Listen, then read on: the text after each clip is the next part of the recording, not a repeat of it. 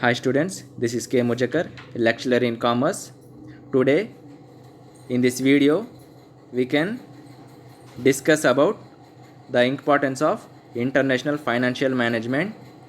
Before discussing about the international financial management significance, subscribe my channel and like it and share it due to all students get benefited. First of all, there are many important points are given here. First one is foreign exchange market. Second point, to determine the exchange rate. Third point, exchange rate risk and its management. Fourth point, MNCs, investment decisions. Next, international working capital decisions. Next, financing decisions of the MNCs. Next, international accounting and taxation. Here we can discuss about the first point. What is meant by international financial management significance? It has been asked many times in exams for 4 marks or 12 marks. So better learn it. I have given only the side headings. You have, based on my YouTube video which you are listening, you should make a framework to it. You should make a framework and sentence on its your own. Then only you can learn. Then only you can create the matter and you can present it in a better way. Here, first point is foreign exchange market. What is meant by foreign exchange market? For example, we know that what is meant by market means already we have discussed in previous classes. Market is nothing but it is a place where exchanging of goods and services with cash or credit, whatever it may be, we are transferring the goods and services from one country to another country at a global level. I am taking the example of iron and steel industry. ఇక్కడ నేను ఒక iron and steel industry ఎగ్జాంపుల్గా తీసుకుంటున్నాను. For example, I am keeping the link with America and Switzerland and Japanese are remaining countries at a global level, and my product is iron and steel industry. For example, take it that ఇప్పుడు నేను iron and steel industry అనేది ఎక్కువ ఇప్పుడు present సొసైటీలో it has more value, it has more demand.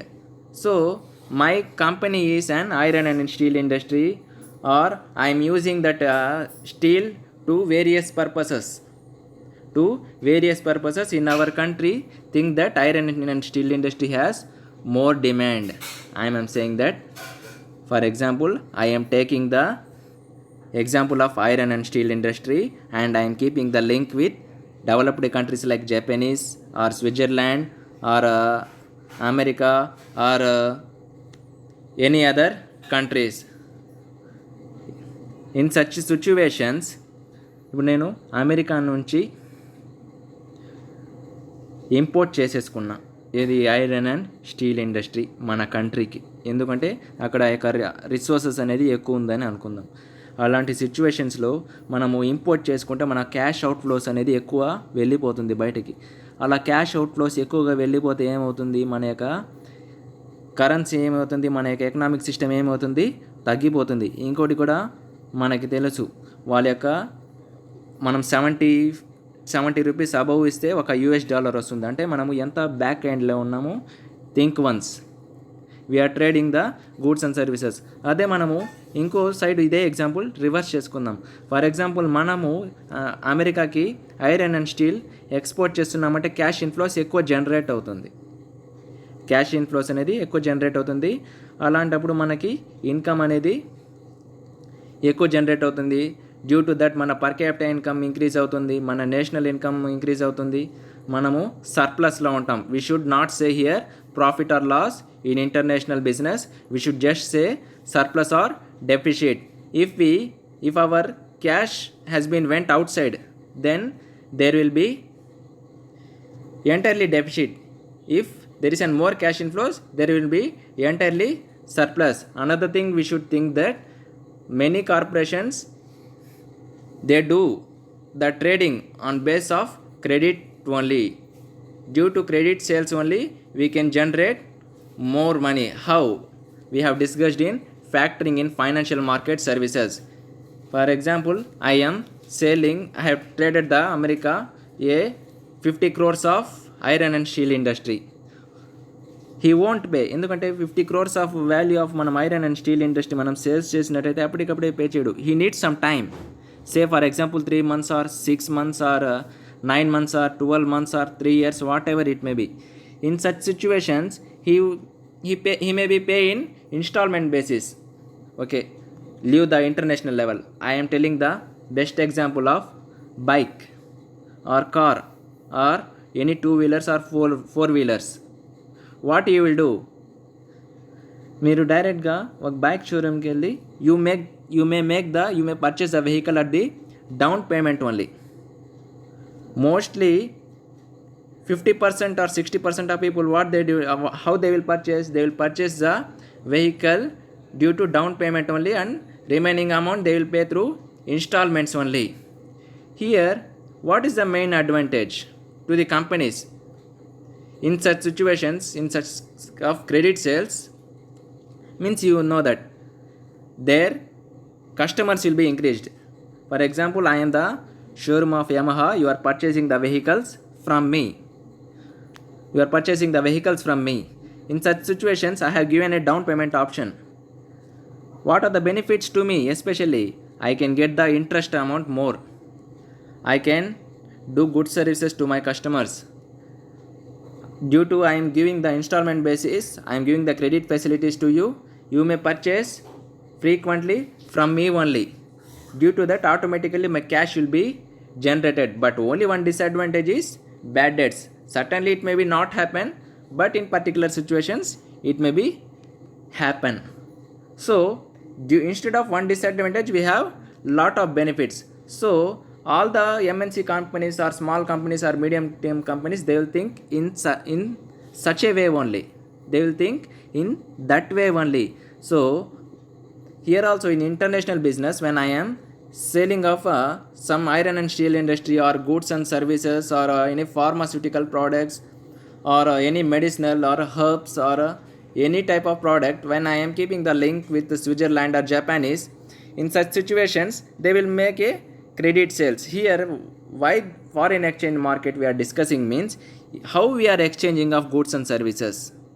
What are the risk here? ఏ విధంగా మనము exchange చేసుకుంటున్నాము, ఎలా రూపంలో ఎక్స్చేంజ్ చేసుకుంటున్నాం. Next one is to determine the exchange rate. Listen my dear students, for each and every point there is an link here.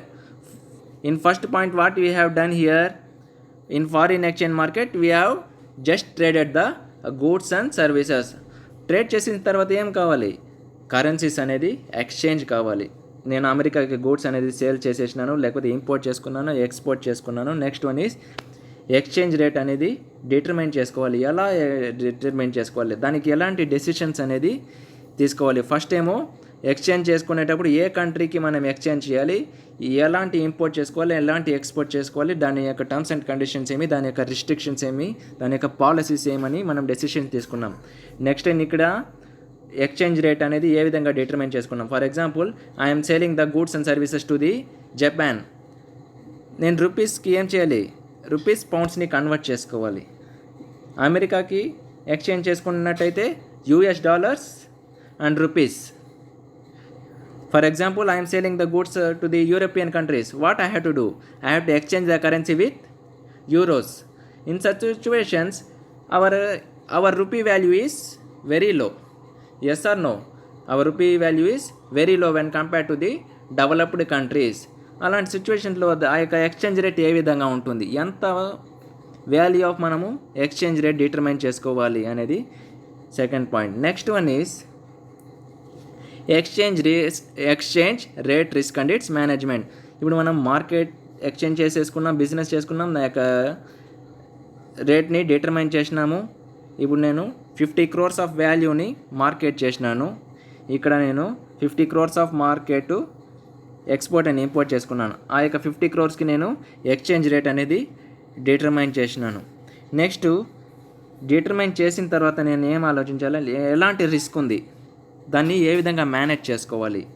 ఇప్పుడు నేను 100C think that 100 crores of product నేను import చేసేసుకుంటున్నాను. 100 crores value of goods and services నేను America నుంచి import చేసుకున్నట్టయితే మన cash inflows ఎక్కువగా బయటకు వెళ్ళిపోతుంది. అప్పుడు ఎలాంటి రిస్క్ అనేది ఏర్పడుతుంది. ఇప్పుడు ఒక కంట్రీతో ఓకే, అన్ని కంట్రీస్కి మనము సప్లై చేయాలి, లేకపోతే మనమే పాజిటివ్గా వేసుకుందాం. మనం వచ్చి ఎక్స్పోర్ట్ చేసుకుంటున్నాం మెనీ డెవలప్డ్ కంట్రీస్కి. ఒక కంట్రీకి చేస్తున్నామా, లేదు, మెనీ కంట్రీస్కి చేయాలనుకుందాం. మెనీ కంట్రీస్కి మనము ఎక్స్పోర్ట్స్ చేయాలి. America, Switzerland, next Iran, Iraq, what ever it maybe, ఎన్ని కంట్రీస్కి చేసుకుంటున్నాం. అలాంటి సిచ్యువేషన్స్లో రిస్క్ ఎలా ఉంటుంది, ఆ రిస్క్ ఎలా ఏర్పడుతుందంటే, I will take one example of an employee, an Indian person or an employee who is an person of India, ఒక ఇండియన్ వ్యక్తి who is working in America. Think that an Indian person who have got a job in America and he is working in America only. In such, అక్కడ automatically after completion of 1 month he automatically gets the remuneration for his services. Due to his services, the particular MNC company, say for example a MNC company has paid a remuneration to his services, and he have receiving the remuneration for a months for his services or for a contractual basis or according to terms and conditions. And one day that person has been returned to India. One day the person has returned to India.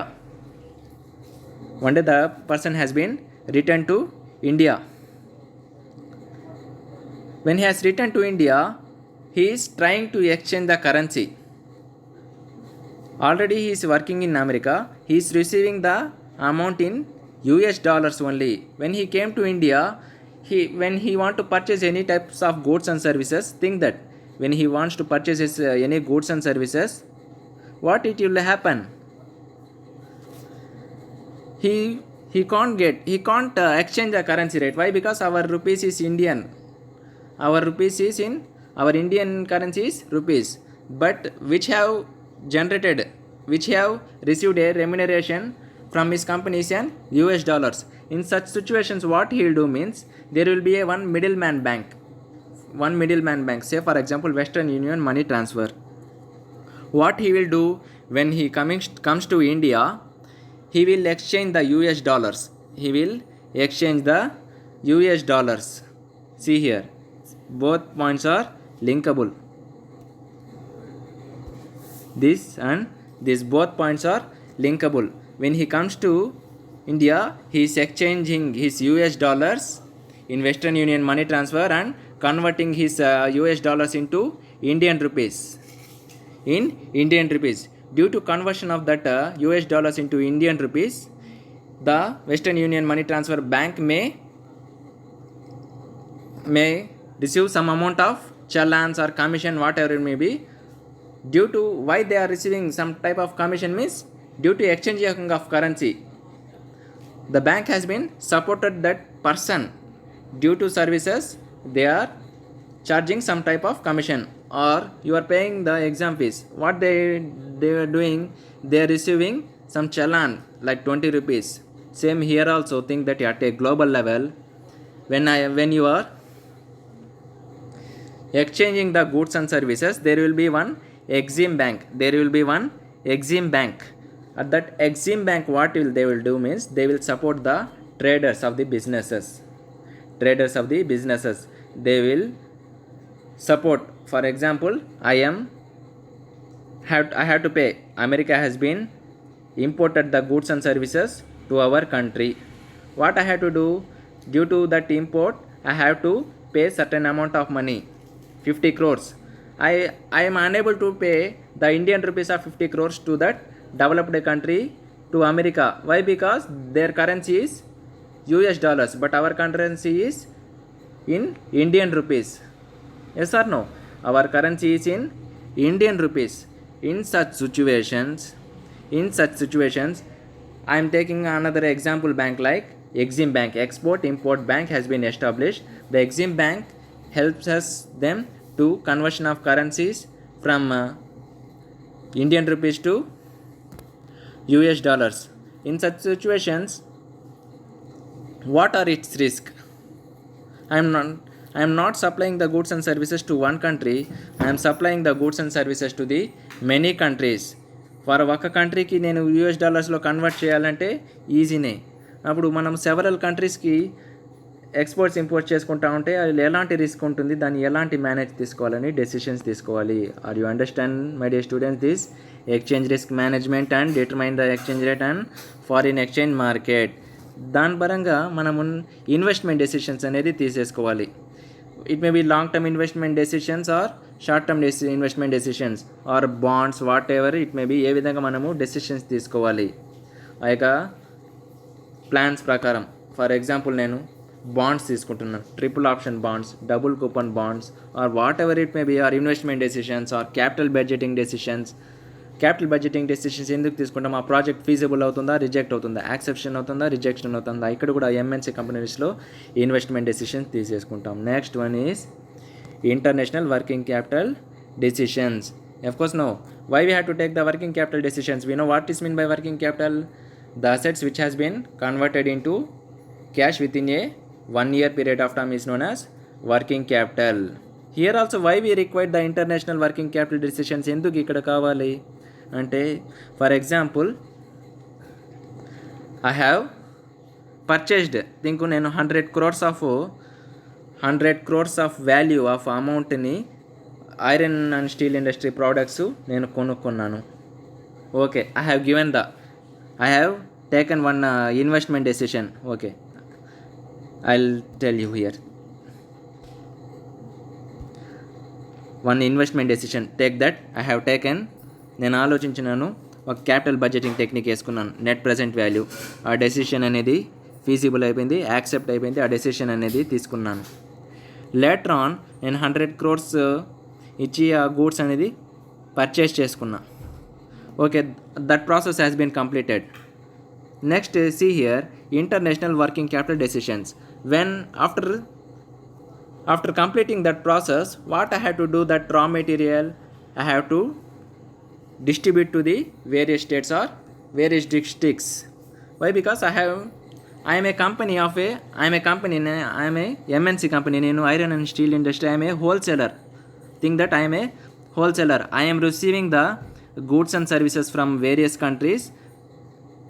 That the goods which I have received, I am distributing to the various places. Say for example Andhra Pradesh or Arunachal Pradesh or Madhya Pradesh or Maharashtra, to any of the countries. Okay, why I have to distribute? I also, as a wholesaler, I have to get some benefit. Yes or no? I have to get some profit. Yes or no? So I'll do. ఇక్కడ international working capital decisions ఎందుకు అంటే, 100 crores value ఇచ్చి goods and services అనేది తీసుకున్నా. After that what is the process? అది తీసేసుకుంటే అయిపోతుందా? You GST pay చేయరా? You have to pay central GST and state GST.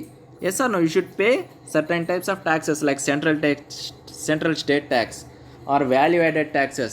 Yes or no? Or you are using any textiles industry, what you will do?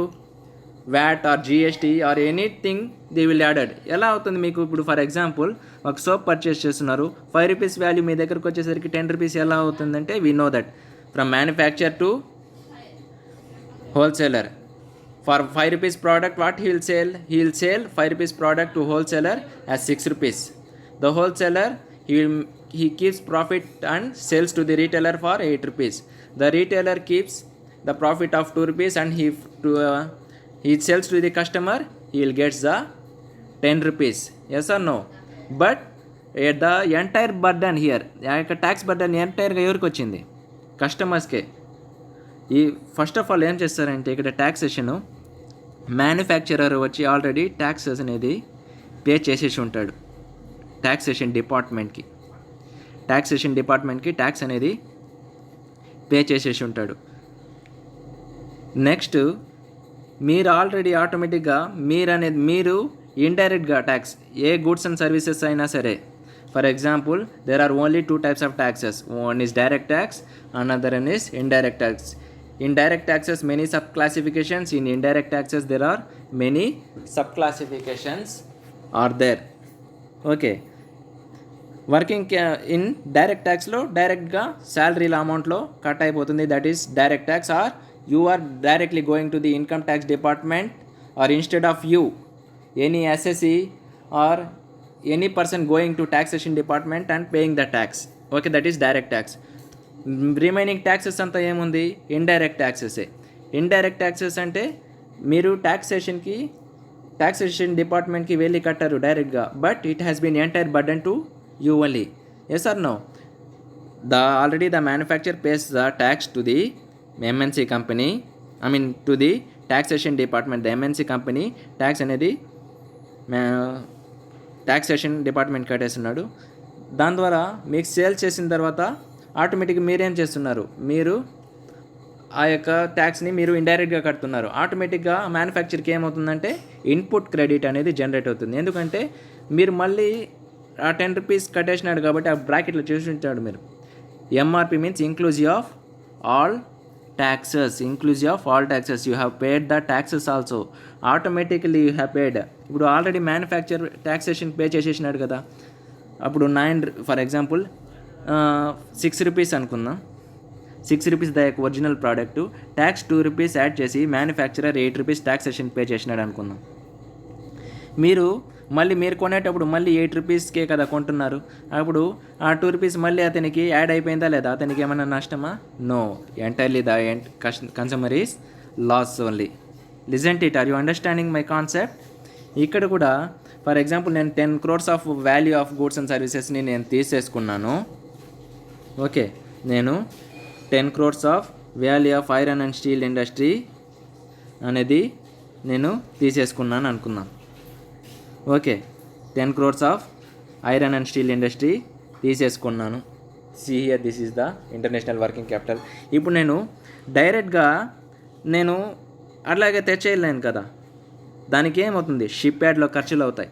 ట్రైన్కి goods and services import export చేసినానంటే దానికి expenditure అవుతుందా లేదా? For example నేను America నుంచి డైరెక్ట్గా వచ్చేది కదా, it is not a magic. ఇప్పుడు ఫర్ ఎగ్జాంపుల్ అమెరికా నుంచి నేను పేమెంట్ అయితే ఇచ్చేసినాను 100 crores. అతను గూడ్స్ అయితే మనకి ఇంపోర్ట్ చేసినాడు. అక్కడ వచ్చేటప్పుడు కొన్ని ఎక్స్పెండిచర్ అవుతాయి, షిప్ యార్డ్ ఖర్చులు, steamer or GST or some type of expenditure. ఆ ఖర్చులనే మనం ఏమంటామంటే వర్కింగ్ క్యాపిటల్ డెసిషన్స్ అంటాం.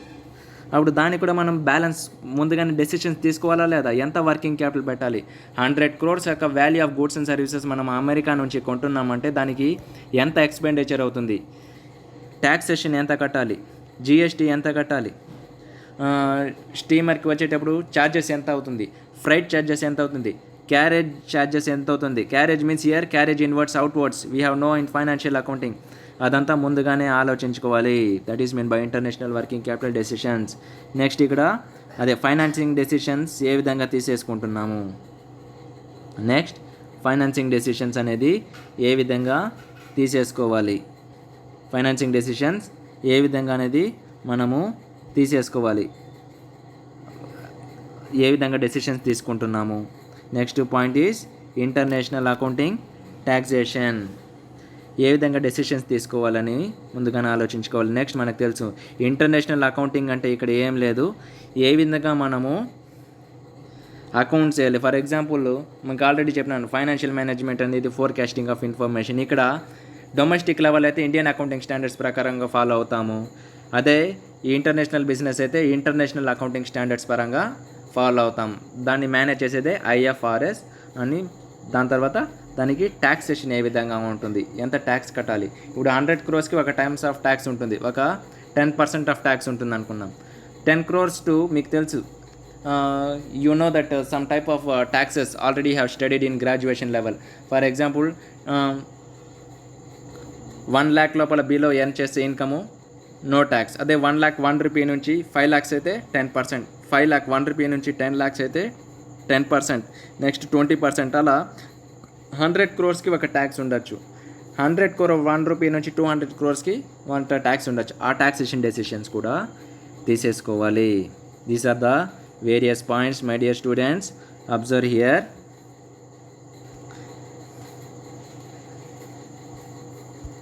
First of all foreign exchange market. Exchange చేసుకున్న తర్వాత ఎక్స్చేంజ్ రేట్ ఏ విధంగా డిటర్మైన్ చేసుకోవాలి. నెక్స్ట్ దాని యొక్క రిస్క్ ఏంటి, ఆ రిస్క్ తీసుకున్నాక మేనేజ్ చేయాలంటే ఎలాంటి డెసిషన్స్ తీసుకోవాలి. గూడ్స్ కొనేసిన తర్వాత దానికి వర్కింగ్ క్యాపిటల్ డెసిషన్స్ ఏ విధంగా తీసుకోవాలి. నెక్స్ట్ ఫైనాన్సింగ్ డెసిషన్స్ అంటే బారోయింగ్స్ ఎక్కడి నుంచి తీసుకోవాలి.